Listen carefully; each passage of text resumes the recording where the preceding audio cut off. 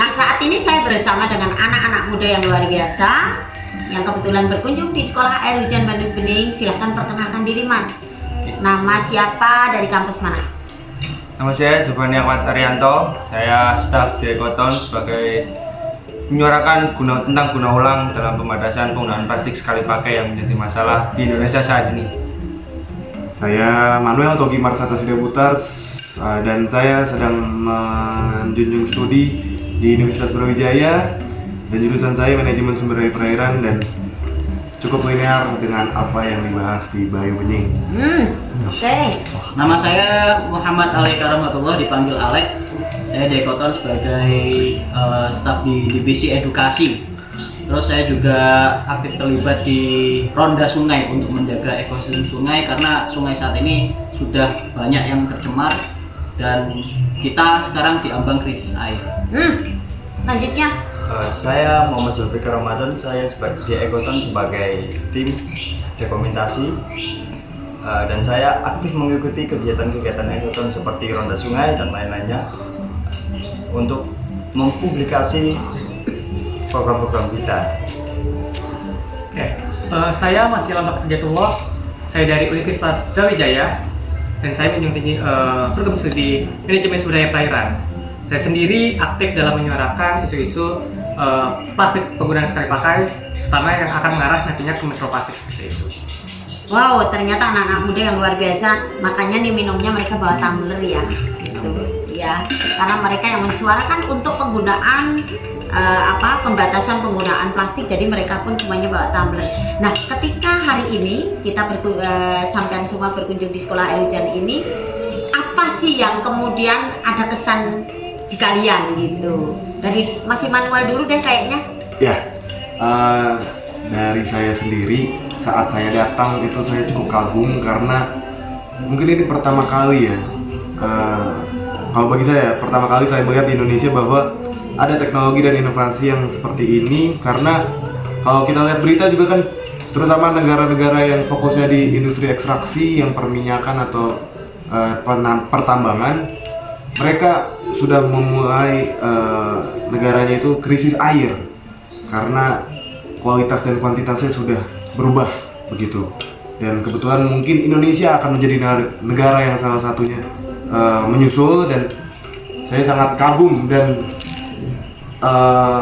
harapan saya sih untuk Banyu Bening ini sih Bu, lebih ke publikasi dan ke inklusivitas untuk semua orang, supaya sayang sekali gitu Bu kalau misalkan satu Indonesia nggak tahu bahwa ada Banyu Bening gitu Ibu. Kayaknya Mas Immanuel mesti bantu nih soal bagaimana orang Indonesia harus ngerti nih untuk penyampaiannya ini. Jadi di branding beritanya kira-kira begitu ya.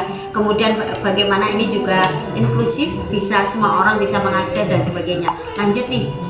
Kalau harapan saya mungkin untuk warga Indonesia, terutama untuk yang Gen Z ya, kalian jangan ngobok-ngobok berita-berita tentang gosip artis, tentang hal-hal lain yang di TikTok berseliweran. Kalian harus ngobok-ngobok juga tentang potensi-potensi. Banyak ibu-ibu hebat dan orang-orang hebat juga yang menyuarakan tentang ini. Seperti saya di umur 22 tahun ini, saya baru tahu bahwa air hujan bukan hanya untuk cari kesenangan saat kita main hujan-hujanan, tapi itu juga jadi salah satu untuk pengurangan plastik sekali pakai. Seperti yang kita tahu, seperti produk-produk air mineral di Indonesia, mereka menggunakan botol kemasan sekali pakai dan itu menimbulkan sampah. Jadi dengan adanya inovasi ini dan bisa menyeluruh ke warga Indonesia, mungkin mereka bisa mempunyai lumbung air sendiri, mengelola air hujan sendiri, mandiri lah. Iya, dan itu sangat berdampak dalam pengurangan penggunaan botol sekali pakai tadi. Ya, oke. Sekarang Mas Alek yang tadi juga dari awal mulai bicara tentang krisis air nih. Ya betul, jadi memang kesan saya ketika saya datang ke Sekolah Air Hujan yang dikelola oleh komunitas Banyu Bening, itu saya sangat takjub. Saya takjub karena pengalaman saya di Jawa Timur, kemudian di daerah saya memang saat ini air bersih itu memang susah diakses dan kita harus bayar untuk mendapatkan itu. Padahal Tuhan sudah memberikan segala macam akses air bersih dan kita bisa mengelolanya, memanfaatkan dengan sebaik-baiknya. Kemudian saya bertambah rasa bersyukur saya itu semakin takjub dan kagum gitu. Jadi saya rasa dengan segala kelimpahan yang diberikan oleh Tuhan kepada kita sebagai manusia, kemudian bisa menghidupkan tumbuhan dan makhluk hidup yang lain dengan hujan, akhirnya berarti nanti harapannya ke depannya semakin banyak generasi muda, terutama anak-anak di Gen Z ini, supaya tahu dan bersama-sama untuk memanfaatkan air hujan sebaik-baiknya sebagai langkah konservasi sumber daya air. Karena di Islam sendiri di masa depan nanti kita akan krisis air, tapi ya untuk mitigasi ya ini caranya salah satunya. Oke, lanjut Mas Ramadan. Nah, kalau kesan saya pertama kali heran sih, kenapa kok di sini banyak tandan-tandan air, ya kan? Sedangkan di rumah-rumah biasanya kan air itu langsung turun kalau ketika hujan. Nah, tadi saya lihat kok banyak tandan, buat apa ya? Akhirnya saya ketemulah sama komunitas ini. Ternyata mereka mengelola air hujan menjadi air minum dan asam yang banyak manfaatnya untuk kesehatan terutama, ya kan? Terus harapan saya supaya inovasi ini anak-anak muda itu banyak yang tahu dan mempraktekannya di rumah. Kita tahu di perkotaan kan memang air bersih sangat sulit karena memang dari sumbernya nggak ada, dalam artian di sana pepohonan sangat kurang. Kemudian air yang di sungai-sungai sudah tercemar oleh limbah. Nah, jadi harapan saya semoga anak-anak Indonesia, terutama yang di perkotaan, bisa mengelola air hujan menjadi air minum di skala rumah. Dan dari saya sendiri, saat saya datang sini ya, jadi sebenarnya bingung, kayak banyak banget kotak-kotak, ada asam, ada basa. Awal tuh kayak bingung, ini buat apa sih sebenarnya gitu. Terus pas lagi lihat kayak ada koil-koilnya gitu, ini buat apa. Terus setelah dijelaskan bahwa ternyata kotak-kotak ini adalah kotak di mana proses air hujan bisa untuk diminum seperti itu.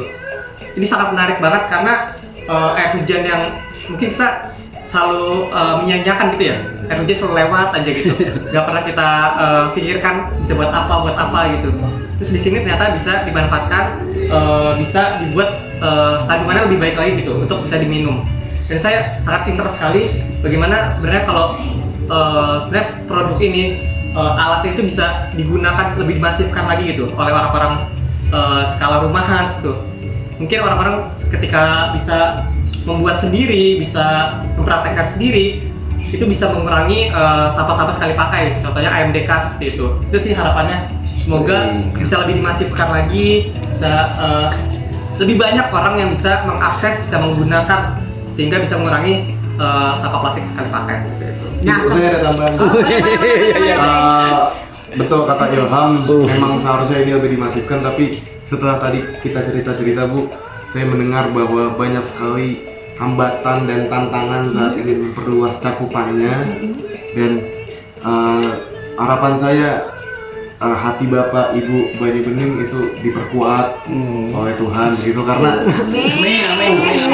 saya yakin akan banyak sekali tantangan perpolitikan, perekonomian begitu, karena ini inovasi paling ini sih Bu, paling gubris dunia Menuju swasembada air. Nah, ini kan yang berpendapat teman-teman Gen Z ya. Tentunya teman-teman yang ke depan yang menjadi pemimpin, yang hari ini sudah siapkan untuk harus ngapain gitu. Kemudian mulai care dengan ini. Apa yang akan Anda lakukan setelah tahu di sini seperti ini kira-kira? Nih, dimulai balik nih dari Ilham dulu. Mungkin dari saya kan memasifkan ya, membantu memasifkan, membantu mempromosikan. Terus saya lebih kepikiran sih mau bikin di rumah sih Bu. Oke. Skripsi. Iya, pengen bikin kayak di rumah, menarik sih buat di rumah, buat konsumsi pribadi seperti itu. Kode saya seperti itu sih Bu. Oke, lanjut Mas Jani. Kalau saya sih hampir sama ya Bu ya, karena memang kalau di rumah kan kita di perkotaan kan harus beli, untuk masak pun harus beli, karena air di tanah. Padahal di kota juga hujan kan? Iya, makanya itu sayang sekali gitu, air hujan cuma lewat, nggak kita manfaatkan. Jadi harapan yang saya lakukan akan membuat alat ini di rumah dan akan saya gunakan sebaik mungkin untuk kehidupan di rumah. Siap. Sekarang nih Mas Alek yang problemnya memang di daerah beliau ini sulit air akses air bersihnya ada kesulitan gitu. Sebenarnya saya kecil itu pernah lihat bapak saya, Bu. Itu ketika hujan keluar rumah terus bawa timba ditampung. Ternyata terus saya tanya, buat apa bah? Gitu. Ternyata buat minum karena ini sehat katanya. Memang ternyata setelah saya kesini, wah ternyata emang diperkuat lagi gitu. Bapak saya bener dong dulu. Iya berarti bener gitu. Kemudian yang ingin saya terapkan adalah saya ingin bikin penampung air hujan di rumah. Lumbung. Iya, jadi bikin lumbung air hujan. Jadi di tandon sama kayak di apa yang dilakukan oleh di komunitas Banyu Bening. Kemudian saya juga ingin menuliskan, Bu. Oke, Saya siap. ingin menuliskan Tolong bantu apa yang tuliskan dilakukan ya. gitu. Itu nanti disebarkan menginfluence anak-anak muda. Oke, nih.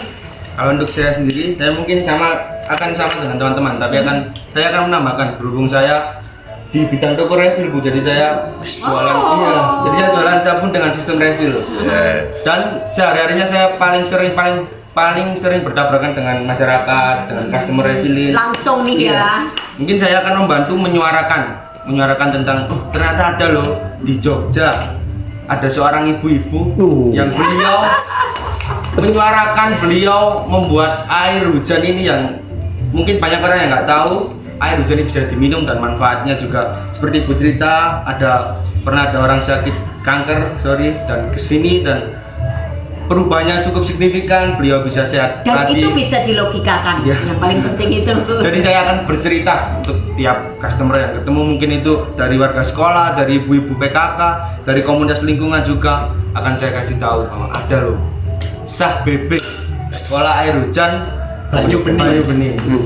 Nih, terakhir nih. Kalau dari saya Ibu, karena hari ini saya kebetulan hanya mendapatkan kesempatan 2 hari ya, yang kurang dari 2 hari lah di sini. Kalau dari saya sendiri, saya ingin belajar sendiri dulu deh, Bu. Maksudnya saya belajar sendiri karena ini saya diledakin informasi sangat banyak begitu ya. Terus ya mungkin kedepannya saya akan datang kembali ke sini dan baru bisa menyebarkan informasi karena saya masih banyak miss, maksudnya belum dapat. Ya, pengen lebih banyak tahu Iya. kira-kira begitu. Oke. Nah, kebetulan di komunitas Banyu Bening ini 7 sampai 9 September 2025 akan ada yang namanya kenduri air hujan, di mana kenduri ini menjadi salah satu upaya untuk menyebarluaskan informasi terkait air hujan. Kebetulan karena kalian ini Gen Z, apa yang akan kalian ambil di peran ini? Di upaya di campaign ini, di kenduri ini. Ya. Yuk, dari Immanuel. Ya, di kegiatan itu kalau memang saya mendapatkan kesempatan, saya akan membantu mempublikasikan dan menjelaskan ke banyak orang bahwa dari penjelasan Ibu banyak sekali tentang manfaat hujan dari segi agama, dari segi ilmiahnya, dan ya fokusnya di situ sih. Nah, Oke, sama juga ya. Iya, mungkin Nah, sama aja. jadi nanti teman-teman saya minta di event kenduri ini salah satu momen yang memang hanya tahunan gitu. Kami ingin teman-teman Gen Z ini bisa berperan karena alih generasi ini menjadi sangat penting dalam upaya menginformasikan sesuatu yang memang saat ini kan dibutuhkan solusi. Dan kita tahu bahwa masyarakat kita ini ada problemnya aja nggak tahu, apalagi solusinya gitu. Tadi juga disampaikan bagaimana air permukaan kita sudah semuanya dalam kondisi yang sangat tidak layak baik secara kuantiti maupun kualiti, dan kita punya potensi yang luar biasa yaitu air hujan. Yuk manfaatkan, optimalkan agar kita menjadi generasi yang tidak lepas tapi generasi yang emas, kira-kira gitu. Terima kasih teman-teman yang sudah meluangkan waktunya untuk kita bisa ngobrol bareng ini dan tentunya menginspirasi kami anak Gen Z, bangga